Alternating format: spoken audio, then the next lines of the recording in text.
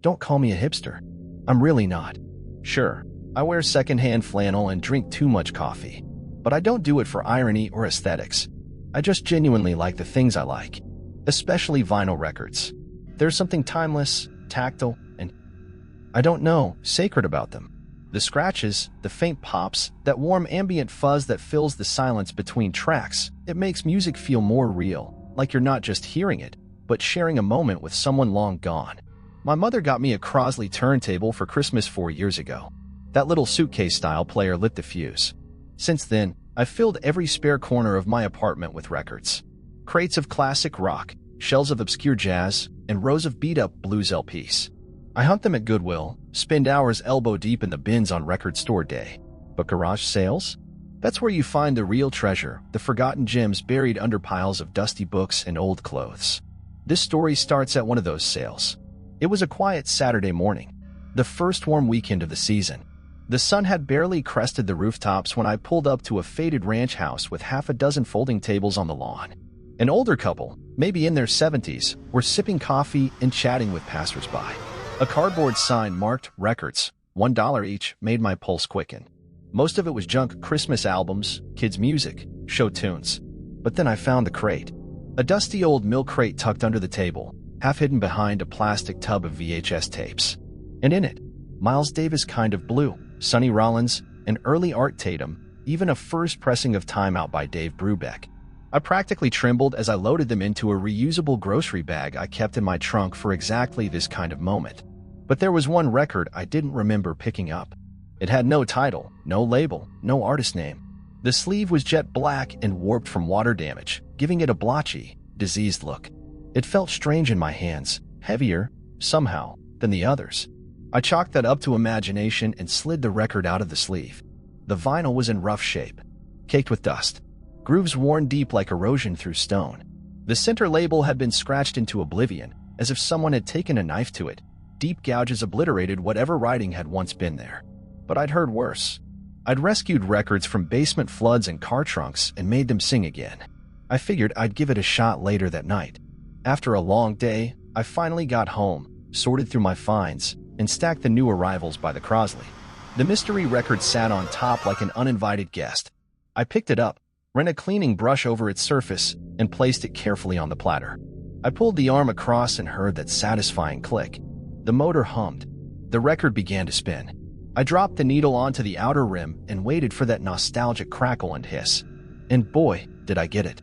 Only, it didn't stop. No saxophone. No piano. Just static. Then, out of nowhere, a piercing screech exploded from the speaker.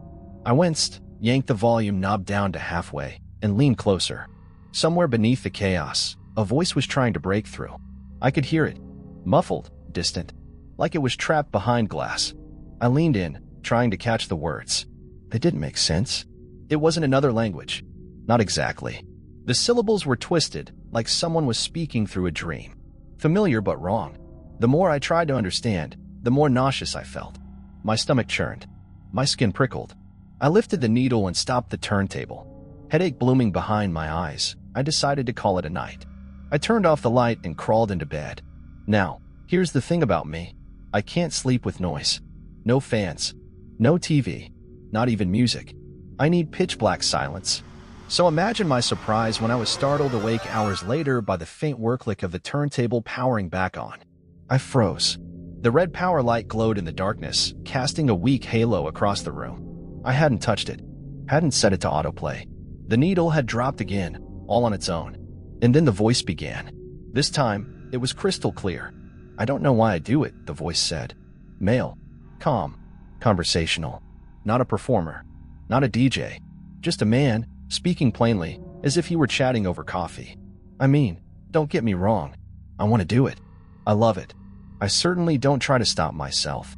I tried to sit up. Couldn't. My limbs wouldn't respond. Not my arms. Not my legs. I couldn't even turn my head. Sleep paralysis? I'd heard of it, never experienced it. But this was something else. I wasn't just frozen. I felt watched. Well, there was one time, the voice continued, that I didn't mean to do it. My mom. That was different. That was an act of uncontrolled passion. The voice was growing more animated. Almost amused. I didn't wake up wanting to kill. Kill. Kill. Kill. The word repeated, kill, like a skip in the groove, each time more shrill. Kill her. The voice paused, then resumed, slower now. It was a combination of adrenaline and convenience. I had the knife. She had that paper-thin skin. It was an equation so simple, I couldn't leave it unsolved. I squeezed my eyes shut, tried to scream. Nothing. My lungs burned from the effort. I couldn't move. Couldn't look away from that glowing red light. The voice sped up suddenly. Click. The record jumped to 45 RPMs. No, after that was Nancy, my girlfriend at the time, that don't know full well what it was doing. The words came in a torrent. The speaker didn't pause. Just spewed horrifying detail after horrifying detail like a broken faucet gushing blood. The record jumped to 75 RPMs. The voice turned helium high, cartoonish, but no less disturbing. 32 stabs to feed. Theblad Wazel matted in her hair like he moved full of cranberry wees. Back to 33 RPMs. Sheila, I met her at a music festival. At first, I just planned to fuck her. I didn't know. Then slower, almost sleepy. At the time that I was going to drag her by the hair out into the woods and bash her skull in with a rock. That one was a surprise even to me. Not that I didn't enjoy it. Enjoy it. Enjoy it. Skip. Skip.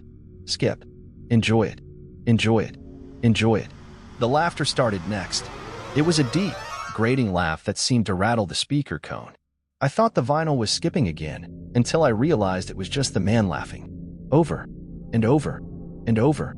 That's when he said it. Now you. Yeah, you. I've been planning yours for a while. Something in his tone shifted. The performance dropped. The mask slipped. And he spoke to me. I've been watching your house for weeks. That back window you always leave unlocked. I wanted to scream. I wanted to cry. But I could only listen. You should really put a nail in it. Even if you lock it, a screwdriver will do the trick. The record clicked to 45 RPMs. And then I'll have a screwdriver in my hand. That's the way to go. Suddenly, I felt the air change. It dropped 20 degrees in an instant. My fingers tingled. My jaw clenched. The speaker slowed again. The record dragged at a crawl. Funny thing is.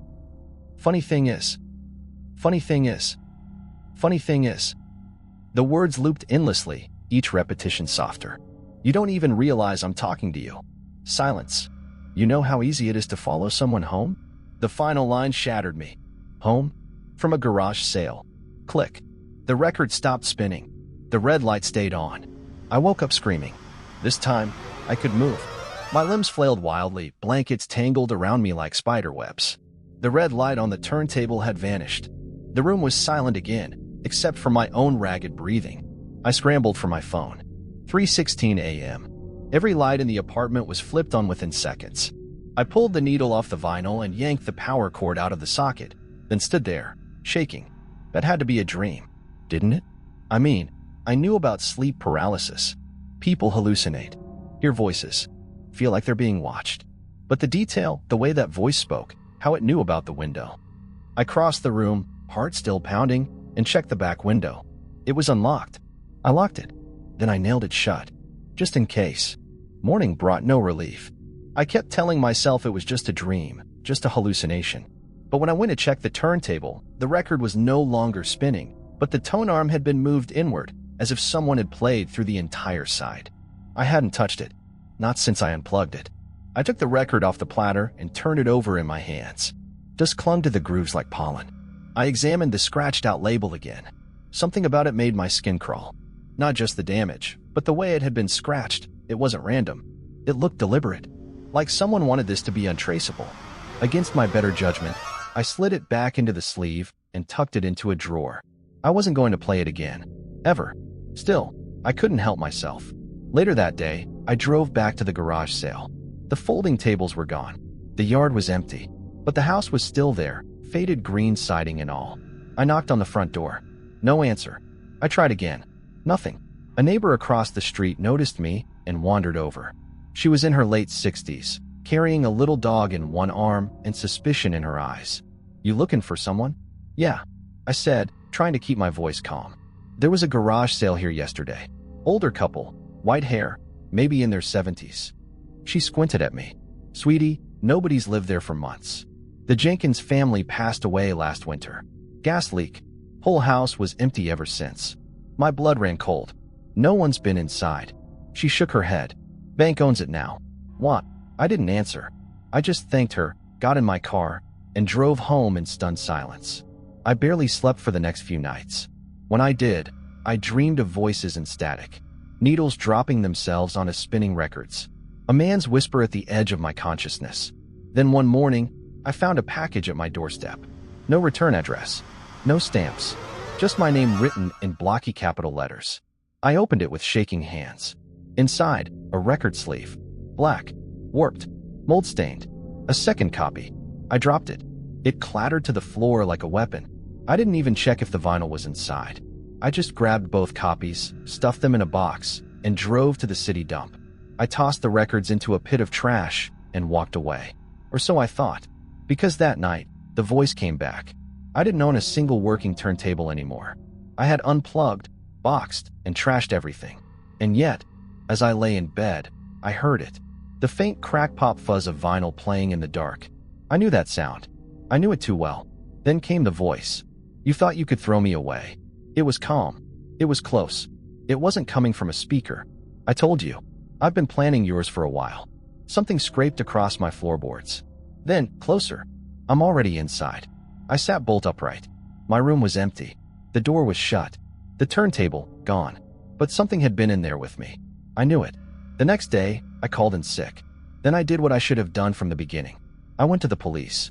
Of course, they didn't take me seriously. I brought in the sleeve. I told them about the voice, the dream, the neighbor, the gas leak, everything. They offered to file a report, but made it clear they thought I needed therapy, not law enforcement.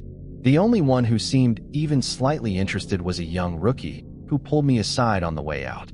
Did you say the guy on the record confessed to a murder? He asked. I nodded. He hesitated. You mention any names? Yeah, Nancy, Sheila, and his mother. He jotted that down, then frowned. Any last names? No. The cop sighed. Then it's useless unless you got a voice print. Then he added something that chilled me. We've had 2 cold cases in this county in the last 5 years. A woman named Nancy was found in a bathtub, stabbed 32 times, head wounds, and a girl named Sheila went missing from a festival, later found with blunt force trauma in the woods. That one's still open. I just stared at him. He didn't smile. Look, he said, it's probably a prank. People make twisted audio art all the time. But if you get another record like that, bring it in. Don't listen to it. Just bring it. I wish I could say that was the end of it. I wish I could say I never heard the voice again. But 2 months later, I moved apartments. Different city. New roommates. New everything. First night there, as I was unpacking in my room, I saw it. Sitting on the desk. A black sleeve. Warped. Water damaged. No label. I didn't touch it. I didn't even breathe near it. But as I turned away, just before leaving the room, I heard it. A faint, whispering laugh. Low and slow. And unmistakably alive. The end?